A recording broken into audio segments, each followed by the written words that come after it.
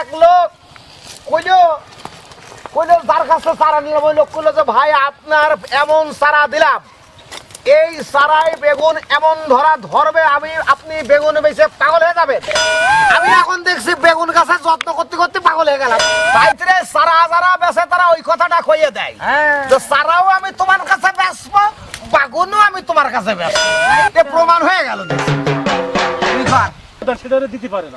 আমারে বাগুন নিয়ে আমি যাবো ওখানে বুঝলাম না। এ পর্যন্ত এই বাগুন খেতে এত শ্রম আমি দিলাম, এত শ্রম দিয়া লোকই তো বাংলাদেশে নেই। একজন আমার কাছে কইল বাগুন ধরে না, ধূপ পুড়িয়ে দাও, দিলাম ধূপ পুড়িয়ে, তাতেও বাগুন ধরল না। আর একজন কইল তুমি এক কাজ করো দেখি, তুমি ওই ফকিরের কাছে 2 আইনে দাও, 2 আইনে পুতলাম, ধরে না।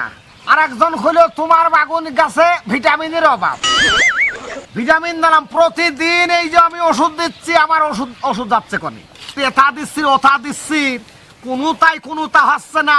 বাগুন গাছের কি আমি কি করব আমি তো বুঝতে পারলাম না রে। বাগুন গাছের মারে কি